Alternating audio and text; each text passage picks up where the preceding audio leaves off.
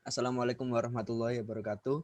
Di sini kami akan menjelaskan mengenai tindak-tindak pidana kejahatan mengenai pencurian, penggelapan, penadahan, pemerasan dengan ancaman dan pengerusakan barang.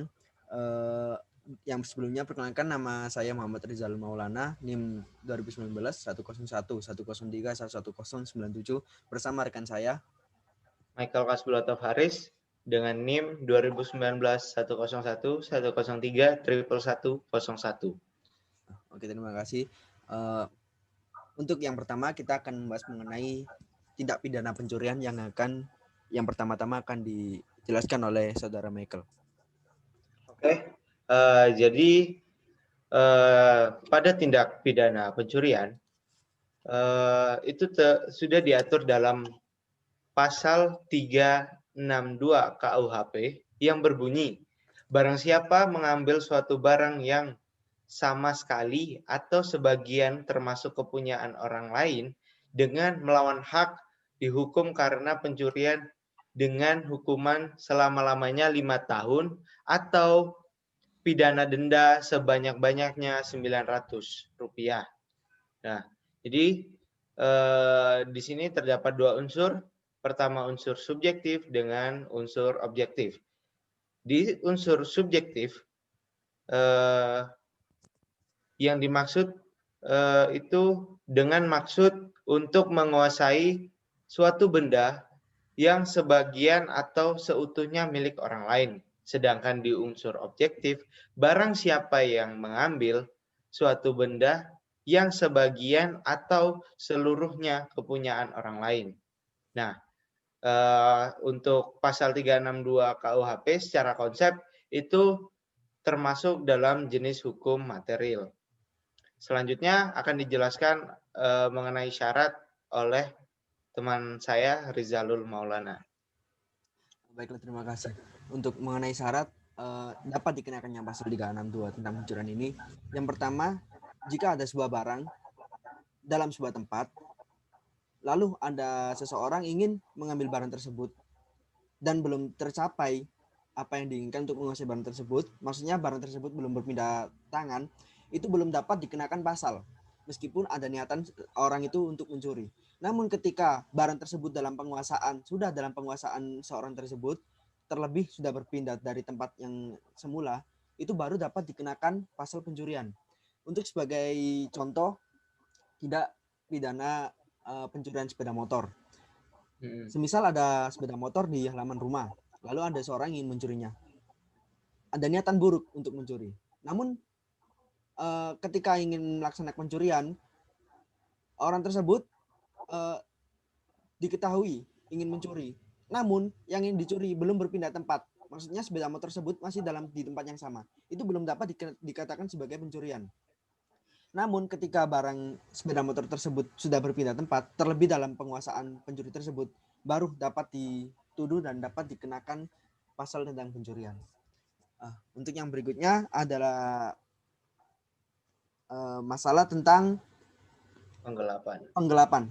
Silakan saudara Michael menjelaskan. Oke, jadi di yang kedua, tindak pidana kedua itu ada penggelapan. Nah, penggelapan juga sudah dijelaskan ataupun sudah diatur di dalam pasal 372 KUHP yang berbunyi, barang siapa dengan sengaja dan melawan hukum memiliki barang sesuatu yang seluruhnya atau sebagian adalah kepunyaan orang lain, tetapi yang ada dalam kekuasaannya, bukan karena kejahatan, diancam karena penggelapan dengan pidana penjara paling lama 4 tahun atau pidana denda sebanyak-banyaknya Rp900. Di sini terdapat dua unsur. Pertama unsur subjektif dan objektif. Yang pertama di unsur objektif itu yakni unsur kesengajaan. Memuat pengertian, mengetahui dan menghendaki. Rumusan pasal 372 KUHP mencantumkan unsur kesengajaan dalam tindak pidana penggelapan. Di unsur objektif, barang siapa memiliki dengan melawan hak yang sama sekali atau sebagiannya milik orang lain. Benda itu ada dalam tangannya, bukan karena kejahatan. Ini termasuk secara konsep termasuk hukum material juga. Kemudian pada syarat akan dijelaskan oleh teman saya lagi. Untuk syarat dapat dikenakan mengenai pasal 8 ini ya. Syaratnya misalnya ada seseorang menguasai barang yang bukan haknya, namun dia tidak terbukti bersalah. Untuk sebagai contoh, seseorang menemukan uang di jalan. Uang tersebut keinginannya untuk dikembalikan kepada pemilik dengan cara entah itu dititipkan kepada siapa untuk ketika ada orang yang mencari untuk diberikan. Namun dalam perjalanan ingin dalam niatan tersebut, ternyata uang tersebut ia gunakan untuk dirinya sendiri. Ini termasuk dalam penggelapan. Untuk contoh pidana, sebagai misal seorang A meminjam sepeda motor terhadap pihak B. Nah, motor yang dipinjam ini ternyata oleh pihak A ini dijual. Nah, ini termasuk dalam contoh kasus tentang penggelapan. Itu yang mungkin sedikit tentang contoh ya, Saudara Michael. Berikutnya, mungkin saudara bisa mengganti materi mengenai penadahan. Dipersilahkan. Oke. Untuk materi yang ketiga itu ada penadahan. Nah, penadahan sendiri sudah dijelaskan pada pasal 480 KUHP yang berbunyi diancam dengan pidana penjara paling lama 4 tahun atau pidana denda paling banyak Rp900. 1. Barang siapa membeli, menyewa, menukar, menerima gadai, menerima hadiah, atau menarik keuntungan, menjual, menyewakan, menukarkan, menggadaikan, mengangkut, menyimpan, atau menyembunyikan suatu benda yang diketahui atau sepatutnya harus diduga bahwa diperoleh dari kejahatan penadahan. Yang kedua, barang siapa menarik keuntungan dari hasil suatu benda yang diketahui atau sepatutnya harus diduga bahwa diperoleh dari kejahatan. Di sini terdapat dua unsur, unsur subjektif dan objektif. Unsur subjektifnya yang diketahui yang patut harus disangka.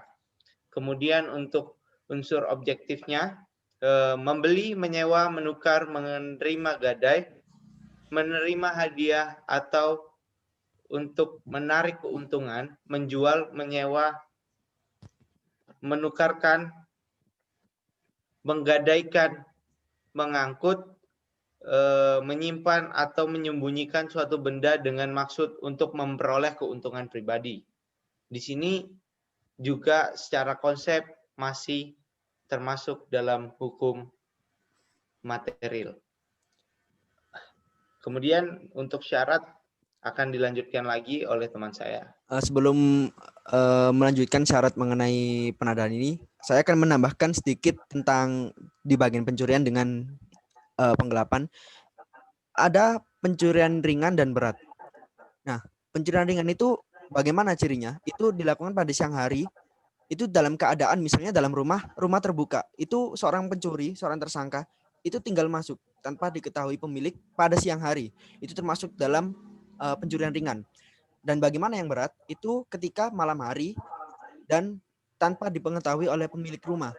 Berarti kan itu termasuk memang benar niat tanpa melihat situasi kondisi, dia emang melakukan sebuah kejahatan. Lalu dalam penggelapan ini, dalam pasal 373 itu termasuk penggelapan ringan. Disebutkan di sana, diterangkan dalam pasal 373 itu yang digelapkan bukan hewan dan harganya tidak lebih dari Rp250. Itu dalam pasal.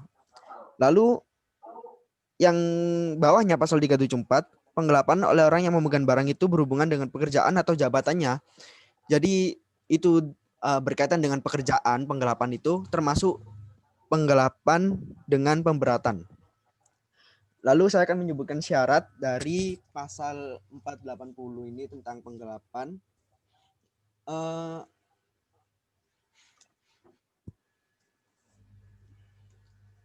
Dalam pasal penggelapan ini, terdakwa mengetahui atau patut menyangka bahwa semisal ada barang yang mencurigakan, namun misalnya ada seseorang menjual barang yang mencurigakan terhadap tersangka penada ya, ini dapat dikenakan penadaan. Jadi mencurigai namun tetap melaksanakan.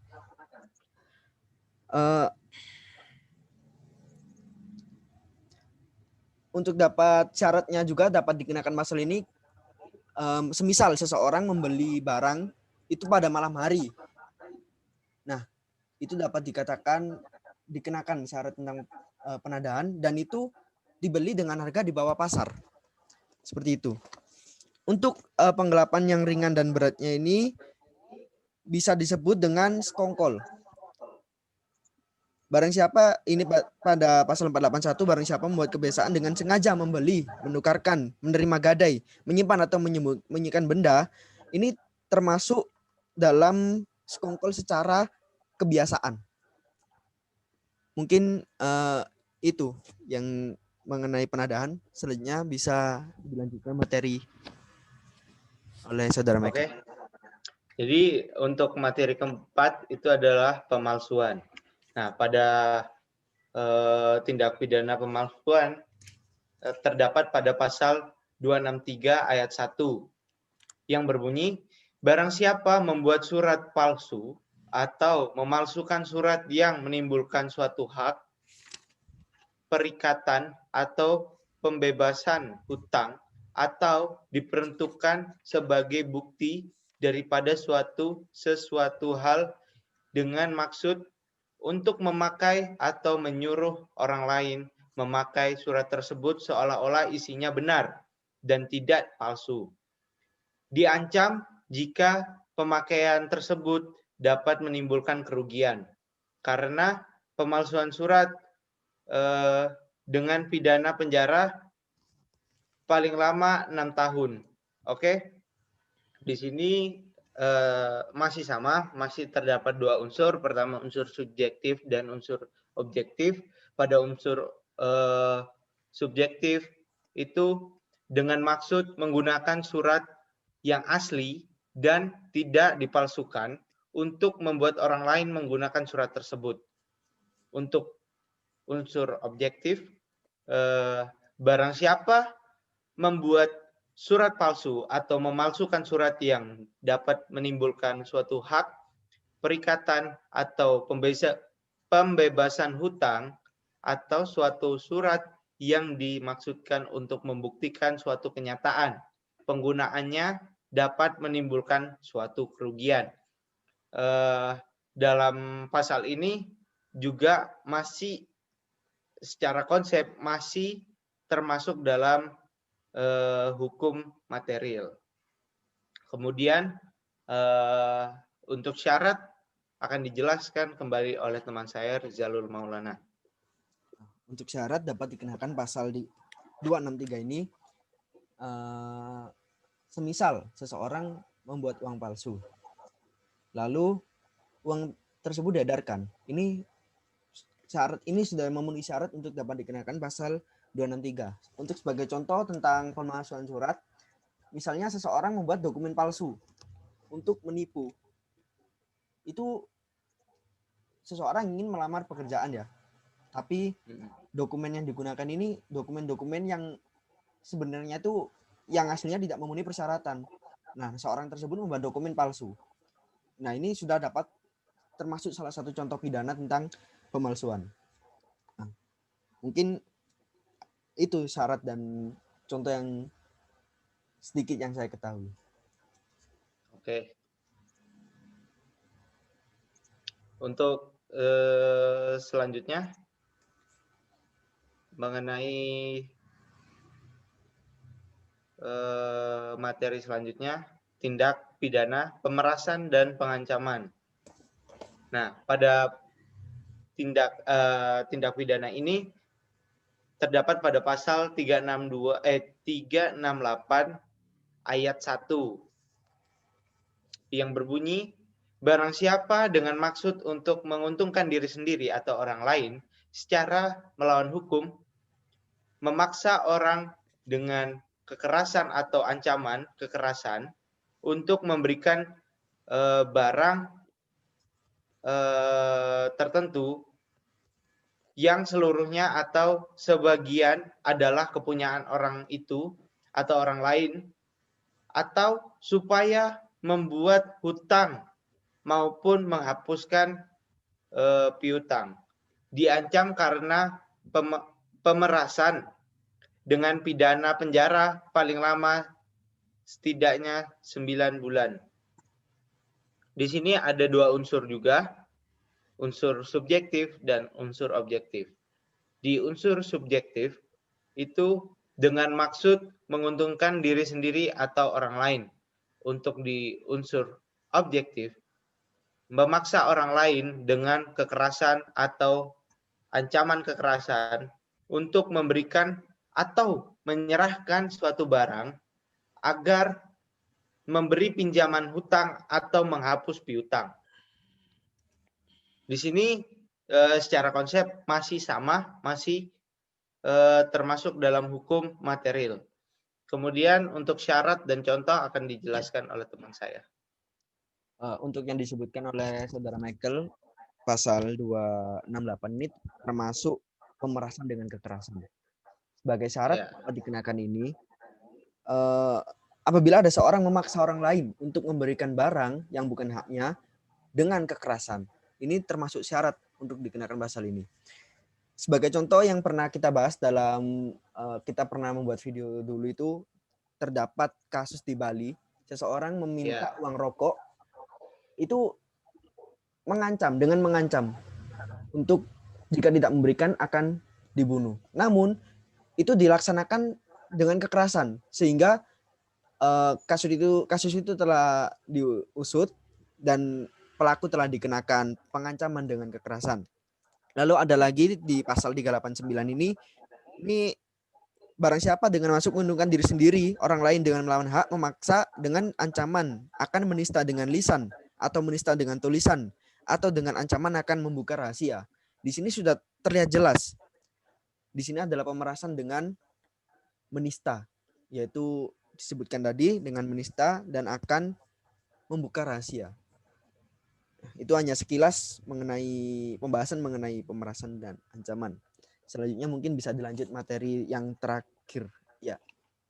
Baik, untuk materi terakhir atau materi ke-6 ini yaitu tindak pidana menghancurkan atau merusak barang milik orang lain yang terdapat pada pasal 406 ayat 1 KUHP yang berbunyi, barang siapa dengan sengaja dan melawan hukum menghancurkan, merusakkan, membikin tak dapat dipakai atau menghilangkan barang sesuatu yang seluruhnya atau sebagian milik orang lain, diancam dengan pidana penjara paling lama 2 tahun 8 bulan atau pidana denda paling banyak 4.500 rupiah. Mohon maaf.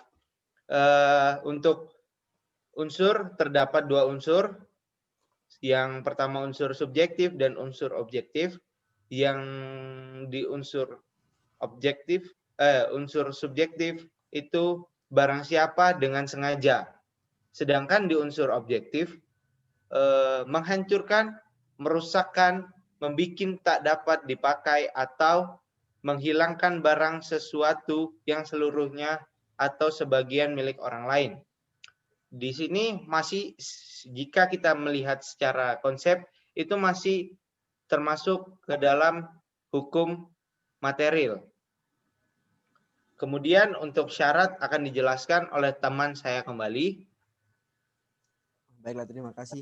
Untuk syaratnya ini, apabila ada orang sengaja merusak barang orang lain sehingga barang itu tidak berfungsi atau tidak dapat digunakan lagi, ini sudah memenuhi syarat untuk dapat dikenakan pasal tentang pengerusakan ini ya. Untuk sebagai contoh, akhir-akhir ini ada berita yang sempat hangat dibicarakan, yaitu di daerah Lembang, Jawa Barat. Di sana ada sekelompok orang yang hobi bermotor. Namun warga itu merasa resah dengan keberadaan komunitas tersebut karena yang pertama resah dengan suara knalpot, dengan keramaian yang apalagi sekarang ini dalam masa pandemi. Di sana lalu warga mengambil tindakan dengan cara merusak barang, yaitu knalpot dalam kendaraan bermotor tersebut. Ini sebenarnya bisa dikenakan pasal pengerusakannya karena yang pertama sudah ada pihak berwajib yang bisa menangani masalah ini.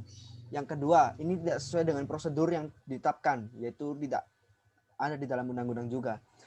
Yang ketiga, di sini adanya pihak yang dirugikan, yaitu pemilik motor. Memang benar pemilik motor mungkin salah dengan membuat keresahan, tapi tidak begitu dengan cara merusak begitu, karena itu sudah melanggar pasal tentang pengerusakan ini.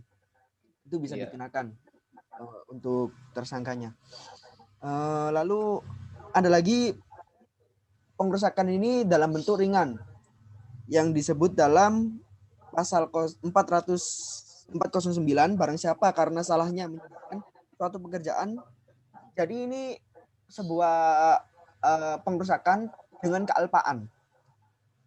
Dengan kealpaan. Ini dapat dikenakan tentang pengerusakan ringan. Mungkin itu penjelasan saya.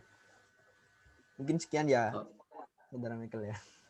Baik, mungkin untuk materi yang kami bahas mungkin cukup sampai 6 materi tadi. Kurang dan lebihnya kami mohon maaf. Sekian dari kami. Wassalamualaikum warahmatullahi wabarakatuh.